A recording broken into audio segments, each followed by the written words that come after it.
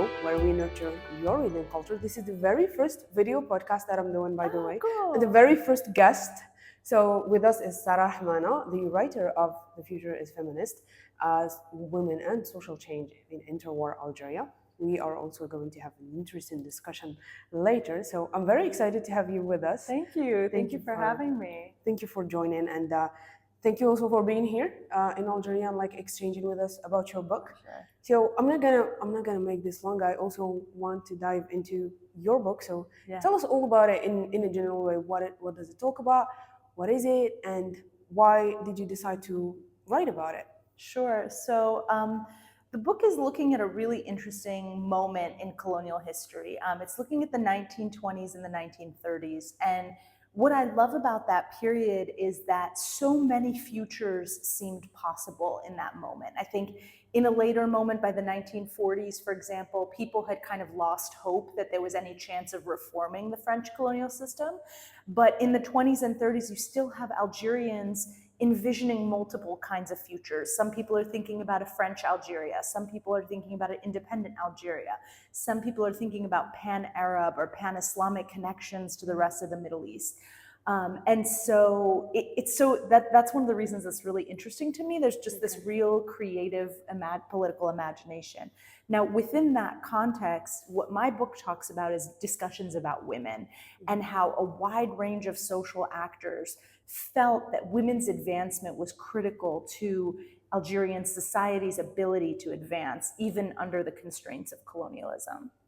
That's super interesting. I've read some of the book, haven't finished it yet all along, but I know that you talk about literacy and how some people were going to school, some were not, etc. So how important is it to actually read and document ourselves in any time during history? But like, how important is it for the nation to read in a sense? Yeah, and reading is incredibly important, and it was really beautiful for me yesterday to be at Sila and see how important reading is and written culture is for Algerian society, because it's not necessarily true everywhere in the world. So that was beautiful to see. I think it's incredibly important, but I think, one thing I try to talk about in my book, and others have written about too, is how there's a strong oral culture as well in Algeria as in other places. So for example, in this period that I write about, people who couldn't read might go to a cafe and hear someone else reading aloud the news. And so even though they couldn't read themselves, they would have access to the information and news that was in the newspapers. And so it expands the reach beyond what we think is kind of possible. It's possible, yeah. So like documenting oneself is not just reading, but it's also other mediums, right? Yes. Yeah. And what about history? I see a lot of people say that they enjoy reading, but when it comes to history, they have a sort of apprehension. But meanwhile, you write history, and it's written in a very beautiful way, and it's very like easy to read and all. So why do you think people have that apprehension about history? Like, why don't they like reading it? I don't know. I think it can sometimes be kind of dry. I think sometimes historians are really obsessed with kind of objectivity and the particularity of their moment, and maybe the connections to the present day get lost. For me, I think the connections to the present day is part of what makes good history. It should have a story to tell us that feels relevant to our time, even if it's about 1,000 years ago. But not every history is written that way. And so I can imagine that's part of it. But what's interesting to me is often the opposite, is the number of people I meet who say, oh, you're a historian? I love history, but I decided to go be an architect, for example. It seems like a lot of people find it interesting, but, for practical reasons, which are valid, choose to go, kind of elsewhere. I see. So like they don't choose to take that career path. Yes. But on the opposite, you did. So what sparked that interest? It's so funny, I just found history very interesting, but when I told my parents I was going to major in history in college, they were shocked, and they said, "You're not even good at history," because my grades in history were not very strong in high school. They were like, "What?" Wow. So for me, it wasn't necessarily about being good at it or successful. It was just about it being interesting to me and it feeling very relevant, kind of like journalism, some way to consider the past and kind of make be able to produce something that's I think, of social good. Mm-hmm. Okay, that's quite interesting. So, besides history, do you read any other genres? Like, are there anything in particular that you enjoy reading? Yeah, I like to read different things. I'm part of a book club in the DC area. There's a Iranian art store called Kuche, which means like an alley, and there's a book club that puts on. That's all we say Swana, so Southwest Asia and North Africa, all Swana authors. And we read mostly fiction, but sometimes nonfiction, sometimes poetry. And that tends to be currently my main source of reading because I have 3 children. And so unfortunately, I don't have the same time to read as I once did.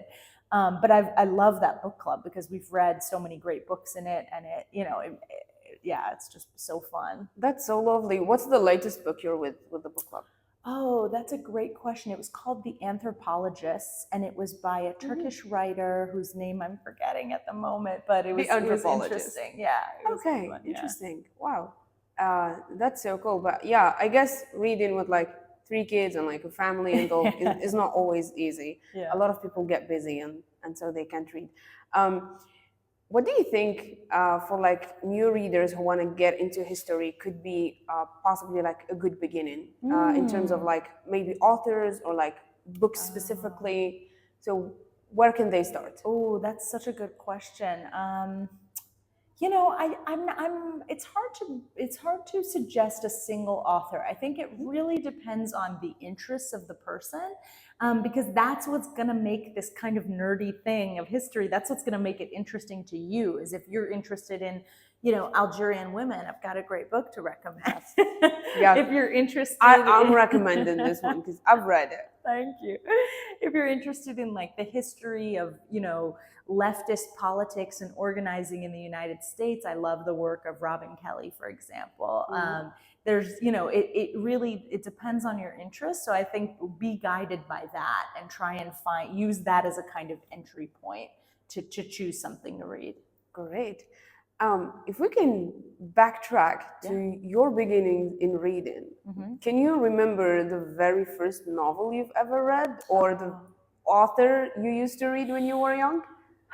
Okay, hold on. I'm assuming you used to read when you were a kid. Definitely. Right. I love to read, actually. I have one of my like happy childhood memories is how in the summertime when I didn't have school, my parents would drop me off at the library and I would just kind of read all day. And I was so happy with that. And I would always have like a very ambitious list of, all the books I read that summer. I'm very proud of the number of books and things like that. It's hard to remember all the things I like to read, though. I mean, it was a lot of kind of children's books. There was an author, Phyllis Reynolds Naylor, I think, who I liked later, and Harry Potter books, of course. And then when I was like a later teenager in college, I liked Milan Kundera. I remember reading like all of his books in the span of like 1 year or something. Amazing. Wow. Okay. That's some serious reading. That's cool. Okay. Well, if you could give any advice to writers about how they should perceive reading. I guess I would just say that I really wanted to write this book well. I wanted it to be easily accessible so anyone could read it. I wanted it to be clearly written, which historians are not always good at, or academics in general are not always good at. And the advice that someone gave me was just to read a lot while I was doing the writing and read all sorts of different kinds of books. And that was really good advice, actually. It just kind of got me mentally in the world of clear, effective writing. And so, when I was doing the writing, I was kind of like cosplaying as one of these serious authors. And, it kind of worked because mentally I was already in their writing. So I guess the advice would just be read a lot. Okay. Yeah. That's amazing. Well, I'm not going to keep you more. That was very interesting and fruitful. Don't forget that you can order the Future is Feminist on social media. I'll make sure to link everything. I'll also make sure to link your website so people can check more of your works. I know that you wrote some articles for like the Middle East Eye and like the Washington Post, I think. Post, yeah. Right? Yeah. So that I've read, and it's lovely. Thank so, you. and I love your style. So yeah, I hope we can exchange more, and I can't wait for the discussion panel. Thank you so much. Thank you for having me. This was fun. You're welcome. And yeah, I'll see you guys on another episode. Thank you.